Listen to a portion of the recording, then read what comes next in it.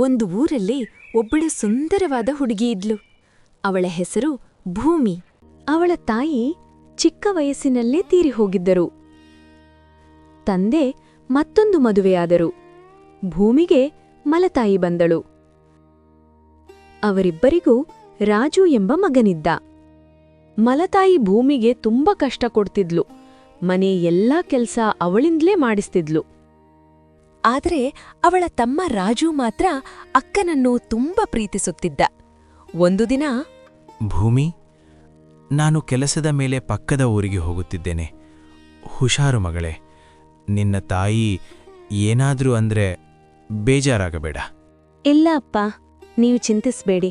ಹುಷಾರಾಗಿ ಹೋಗಿ ಬನ್ನಿ. ಸರಿ ಮಗಳೇ, ನಾನಿನ್ನೂ ಬರುತ್ತೇನೆ. ಸರಿ ಅಪ್ಪ, ಹೋಗಿ ಬನ್ನಿ. ಇದನ್ನೆಲ್ಲ ಗಮನಿಸುತ್ತಿದ್ದ ಭೂಮಿಯ ಮಲತಾಯಿ ಇದೇ ಸರಿಯಾದ ಸಮಯ ಎಂದು ಯೋಚಿಸಿ, ಭೂಮಿ, ಮನೆಯಲ್ಲಿ ಅಡಿಗೆ ಮಾಡಲು ಒಂದು ಕಟ್ಟಿಗೆ ಇಲ್ಲ. ನಿನ್ನಪ್ಪನೂ ಊರಲ್ಲಿಲ್ಲ. ಈಗ ನೀನೇ ಕಾಡಿಗೆ ಹೋಗಿ ಕಟ್ಟಿಗೆ ತೆಗೆದುಕೊಂಡು ಬಾ. ಆದ್ರೆ ಅಮ್ಮ, ಈಗಾಗ್ಲೇ ಸಂಜೆ ಆಗಿದೆ. ಈ ಹೊತ್ತಲ್ಲಿ ನಾನೊಬ್ಳೇ ಹೇಗೆ ಕಾಡಿಗೆ ಹೋಗ್ಲಿ? ಭೂಮಿ, ಹೋಗಲ್ಲ ಅಂದ್ರೆ ನಾವೇನು ಉಪವಾಸ ಮಾಡ್ಬೇಕಾ? ಜಾಸ್ತಿ ಮಾತ್ಬೇಡ, ಕತ್ಲಾಗೋ ಮುಂಚೆ ಹೋಗ್ಬಾ. ಸರಿ ಅಮ್ಮ. ಅಮ್ಮ, ನಾನು ಅಕ್ಕನ ಜೊತೆ ಕಟ್ಟಿಗೆ ತರಲು ಕಾಡಿಗೆ ಹೋಗ್ತೇನೆ. ಅಯ್ಯೋ, ಬೇಡ, ನೀನಿನ್ನು ಚಿಕ್ಕ ಹುಡುಗ. ಅವಳೊಬ್ಳೆ ಹೋಗಿ ಬಲ್ಲಿ. ಹೀಗೆ ಹೇಳಿ ಭೂಮಿಯನ್ನು ಒಬ್ಬಳನ್ನೇ ಕಾಡಿಗೆ ಕಳುಹಿಸಿದಳು. ಸೂರ್ಯ ಮುಳುಗಲು ಸಿದ್ಧನಾಗಿದ್ದ. ಕಾಡಿನೊಳಗೆ ಕತ್ತಲೆ ಆವರಿಸುತ್ತಿತ್ತು. ಭೂಮಿ ಭಯದಿಂದಲೇ ಒಣಕಟ್ಟಿಗೆ ಹುಡುಕುತ್ತಾ ಇನ್ನಷ್ಟು ಒಳಗೆ ನಡೆದುಕೊಂಡು ಹೋದಳು. ಒಣಕಟ್ಟಿಗೆಗಳು ಭೂಮಿಗೆ ಸಿಗುತ್ತಿರಲಿಲ್ಲ. ಸೂರ್ಯ ಸಂಪೂರ್ಣ ಮುಳುಗಿದ. ಕಾಡು ಕತ್ತಲೆಯಾಯಿತು.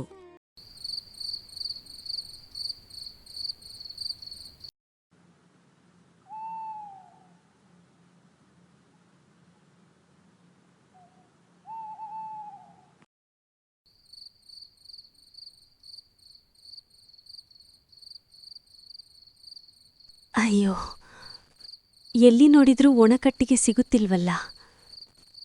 ಒಣಕಟ್ಟಿಗೆ ಇಲ್ಲದೆ ಮನೆಗೆ ಹೋದ್ರೆ ಅಮ್ಮ ಕೋಪ ಮಾಡ್ಕೋತಾರೆ. ನಾನೇನ್ ಮಾಡ್ಲಿ ಈಗ? ದಿಕ್ಕಿ ತೋಚುತ್ತಿಲ್ವಲ್ಲ. ಭೂಮಿ ನಡೆದು ನಡೆದು ಸುಸ್ತಾಗಿ ಒಂದು ಮಾವಿನ ಮರದಡಿ ವಿಶ್ರಾಂತಿ ತೆಗೆದುಕೊಳ್ಳಲು ಕುಳಿತಳು.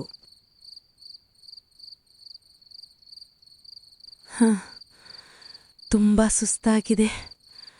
ಹೊಟ್ಟೆ ಕೂಡ ತುಂಬ ಹಸಿತಿದೆ. ಕಟ್ಟಿಗೆ ಇಲ್ಲದೆ ಮನೆಗೆ ಹೋಗಲು ಸಾಧ್ಯವಿಲ್ಲ.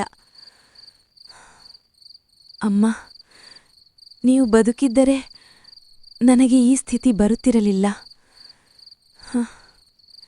ನೀವೇಕೆ ನನ್ನನ್ನು ಬಿಟ್ಟು ಹೋದ್ರಿ? ಟಪ್! ಒಂದು ಮಾವಿನ ಹಣ್ಣು ಕೆಳಗೆ ಬಿತ್ತು. ಹಸಿವಿನಿಂದ ಬಳಲುತ್ತಿದ್ದ ಭೂಮಿ ಆ ಹಣ್ಣು ತೆಗೆದುಕೊಂಡು ತಿಂದಳು. ಅಯ್ಯೋ, ಈಗಾಗ್ಲೇ ತುಂಬಾ ತಡವಾಯಿತು. ನಾನ್ ಮನೆಗ್ ಹೋಗ್ತೇನೆ. ಅಮ್ಮ ಬೈದ್ರೂ ಪರವಾಗಿಲ್ಲ. ತುಂಬಾ ತಡ ಆಗಿರೋದ್ರಿಂದ ಅಮ್ಮ ಅರ್ಥ ಮಾಡ್ಕೋತಾರೆ. ಇನ್ನೇನು ಭೂಮಿ ಅಲ್ಲಿಂದ ಹೊರಡಬೇಕು. ಅಷ್ಟರಲ್ಲಿ ಆ ಮರದಿಂದ ಒಂದು ಧ್ವನಿ ಕೇಳಿಸಿತು. ಅಲ್ಲೇ ನಿಲ್ಲು. ಭೂಮಿ ಭಯದಿಂದ ಯಾರದು ಎಂದು ಕೇಳಿದಳು. ನಾನು ಈ ಮಾವಿನ ಮರ. ಅಯ್ಯೋ, ಯಾರೋ ರಾಕ್ಷಸ ಇರಬೇಕು ಎಂದು ಭೂಮಿ ಭಯದಿಂದ ಓಡಲು ಶುರು ಮಾಡಿದಳು. ನಿಲ್ಲು, ಇಲ್ಲವಾದರೆ ನೀನೂ ಕೂಡ ಮಾವಿನ ಮರವಾಗುತ್ತೀಯ. ಭೂಮಿ ಗಾಬರಿಗೊಂಡು ಅಲ್ಲೇ ನಿಂತಳು. ಹೆದರಬೇಡ, ನಾನು ನಿನ್ಗೆ ಏನೂ ಮಾಡುವುದಿಲ್ಲ. ನೀನು ಯಾರು? ರಾಕ್ಷಸನಾ? ನನ್ನನ್ನು ಏನು ಮಾಡ್ಬೇಡ. ಅಯ್ಯೋ, ಹೆದರಬೇಡ, ನಾನು ನಿನಗೆ ಏನನ್ನೂ ಮಾಡುವುದಿಲ್ಲ. ನೀನು ಯಾರು? ನಿನ್ನ ಹೆಸರೇನು? ನಾನು ಭೂಮಿ. ಕಟ್ಟಿಗೆ ತರಲು ಕಾಡಿಗೆ ಬಂದೆ. ಆದ್ರೆ ಎಲ್ಲೂ ಒಣಕಟ್ಟಿಗೆಗಳು ಸಿಗಲಿಲ್ಲ.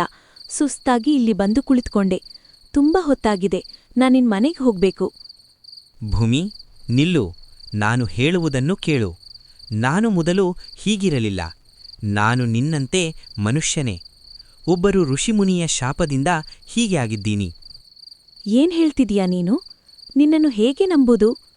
ನಾನು ಬೇಟೆಗೆಂದು ಕಾಡಿಗೆ ಬಂದಿದ್ದೆ. ನನಗೆ ತಿಳಿಯದೆ ಒಬ್ಬರು ಋಷಿಮುನಿಗಳ ತಪಸ್ಸು ಭಂಗ ಮಾಡಿದೆ. ಅವರು ಕೋಪಗೊಂಡು ನನಗೆ ಶಾಪವನ್ನು ಕೊಟ್ಟರು. ನೀನ್ ಹೇಳ್ತಿರೋದು ನಿಜಾನಾ? ಹೌದು ಭೂಮಿ, ನಿನಗೆ ಅನುಮಾನ ಬೇಡ. ನನ್ನಿಂದ ನಿನ್ಗೆ ಏನಾಗ್ಬೇಕು? ನೀನ್ ಹೇಳಿದ ಹಾಗೆ ನಾನ್ ಕೂಡ ಮಾವಿನ್ಮರ ಆಗ್ತೀನಾ? ಅಯ್ಯೋ ಇಲ್ಲ, ನೀನು ನಿಲ್ಲಲಿ ಎಂದು ನಾನು ಹಾಗೇ ಹೇಳಿದೆ ಅಷ್ಟೇ. ನೀನು ಮತ್ತೆ ಸಾಮಾನ್ಯ ಮನುಷ್ಯನಾಗಲು ಆಗೋದಿಲ್ವೇ? ನಾನು ಋಷಿಮುನಿಗಳನ್ನು ತುಂಬಾ ಬೇಡಿಕೊಂಡೆ. ಅವರಲ್ಲಿ ಕ್ಷಮೆಯಾಚಿಸಿದೆ.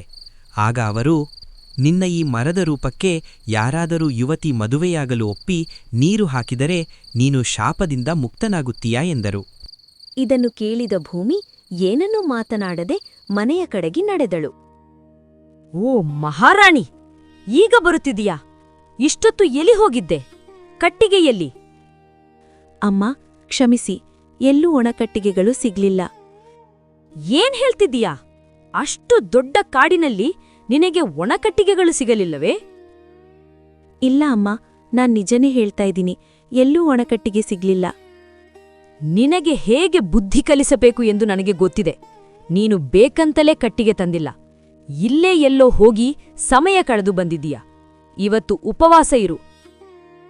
ಅಂದು ಭೂಮಿಯನ್ನು ಭೂಮಿಯ ಮಲತಾಯಿ ಉಪವಾಸಗೆಡವಿದಳು. ಆ ರಾತ್ರಿ ಭೂಮಿಗೆ ನಿದ್ರೆ ಬರಲಿಲ್ಲ. ಮರದ ಯೋಚನೆಯನ್ನೇ ಮಾಡುತ್ತಾ ನಾನು ಸಹಾಯ ಮಾಡಬಹುದೇ? ಅವಳ ಮನಸ್ಸು ಕಳವಳಗೊಂಡಿತು. ನಾನು ಒಬ್ಬರ ಶಾಪಮುಕ್ತಿ ಮಾಡಿದ ತೃಪ್ತಿ ನನ್ನಲ್ಲಿರುವುದು ಎಂದು ಯೋಚಿಸಿ ಎಲ್ಲರೂ ಮಲಗಿದ ಮೇಲೆ ಯಾರಿಗೂ ತಿಳಿಯದಂತೆ ಕೊಡೆಯಲ್ಲಿ ನೀರು ತೆಗೆದುಕೊಂಡು ಕಾಡಿಗೆ ಹೊರಟಳು. ಮರದ ಬಳಿ ನಿಂತು, ನಾನು ನಿನ್ ಮಾತುಗಳನ್ನ ನಂಬ್ತಿದ್ದೀನಿ. ನೀನ್ ಹೇಳ್ತಿರುವುದು ನಿಜ ಅನ್ಸುತ್ತಿದೆ. ನನ್ನಿಂದ ನಿನಗೆ ಶಾಪ ಮುಕ್ತವಾಗುವುದಾದ್ರೆ ನಾನು ನಿನ್ನನ್ನು ಮದುವೆಯಾಗಲು ಒಪ್ಪಿದ್ದೇನೆ ಎಂದು ಹೇಳುತ್ತಾ ಭೂಮಿ ನೀರನ್ನು ಮರಕ್ಕೆ ಹಾಕಿದಳು. ಮಾವಿನ ಮರ ಒಂದು ಸುಂದರ ಯುವಕನಾಗಿ ಬದಲಾಯಿತು. ಭೂಮಿಗೆ ಆಶ್ಚರ್ಯ, ಸಂತೋಷ, ಕಣ್ಣೀರಿನೊಂದಿಗೆ ಮಿಶ್ರವಾದ ಭಾವನೆ ಮೂಡಿತು. ಭೂಮಿಯ ಕೈ ಹಿಡಿದುಕೊಂಡು, ಭೂಮಿ, ಧನ್ಯವಾದಗಳು. ನಾನು ಮತ್ತೆ ಮನುಷ್ಯ ಆಗಿದ್ದೀನಿ ಅಂತ ನಂಬುದಿಕ್ಕೆ ಆಗ್ತಾ ಇಲ್ಲ. ಇದೆಲ್ಲ ನಿನ್ನಿಂದ. ಧನ್ಯವಾದಗಳು. ನಿಜ ಹೇಳು, ನೀನ್ ಯಾರು? ನಿನ್ನನ್ನೋಡಿದ್ರೆ ಸಾಮಾನ್ಯ ಮನುಷ್ಯ ಅನ್ಸುತ್ತಿಲ್ಲ. ಭೂಮಿ, ನಾನು ಈ ರಾಜ್ಯದ ಯುವರಾಜ. ನನ್ನನ್ನು ನೀನು ಮದುವೆ ಆಗ್ತೀಯಾ? ಭೂಮಿ ನಾಚಿಕೆಯಿಂದ ನಗುತ್ತಾ ತಲೆ ತಗ್ಗಿಸಿದಳು. ಅವಳನ್ನು ಅರಮನೆಗೆ ಕರೆದುಕೊಂಡು ಹೋದನು. ಯುವರಾಜನನ್ನು ನೋಡಿದ ಅವನ ತಂದೆ ತಾಯಿಗೆ ತುಂಬಾ ಸಂತೋಷವಾಗುತ್ತದೆ. ನಡೆದದ್ದೆಲ್ಲವನ್ನೂ ತನ್ನ ತಂದೆ ತಾಯಿಗೆ ತಿಳಿಸುತ್ತಾನೆ. ರಾಜಾರಾಣಿಯರು ಆನಂದದಿಂದ ಅವರನ್ನು ಒಪ್ಪಿಕೊಂಡರು. ಭೂಮಿ, ನಿನಗೆ ತಿಳಿಯದು ನೀನು ಎಷ್ಟು ದೊಡ್ಡ ಉಪಕಾರ ಮಾಡಿದ್ದೀಯಾ ಎಂದು. ನನ್ನ ಮಗನನ್ನು ನಾನು ಹುಡುಕಿಸದ ಜಾಗ ಇಲ್ಲ. ಅವನೆಲ್ಲೂ ಕಾಣಲಿಲ್ಲ ಎಂದು ನಾವು ತುಂಬಾ ಚಿಂತೆಯಲ್ಲಿದ್ದೆವು. ನಿನ್ನಿಂದ ನಮಗೆ ಮತ್ತೆ ನಮ್ಮ ಮಗ ದೊರಕಿದ. ಹೌದ ಭೂಮಿ, ನಿನಗೆಷ್ಟು ಕೃತಜ್ಞತೆ ಹೇಳಿದರೂ ಸಾಲದು. ನಿನ್ನನ್ನು ನಮ್ಮ ಸೊಸೆಯಾಗಿ ಸಂತೋಷದಿಂದ ಒಪ್ಪಿಕೊಳ್ಳುತ್ತಿದ್ದೇವೆ. ಮದುವೆ ನಡೆಯಿತು. ಭೂಮಿ ಆ ರಾಜ್ಯದ ಯುವರಾಣಿಯಾದಳು.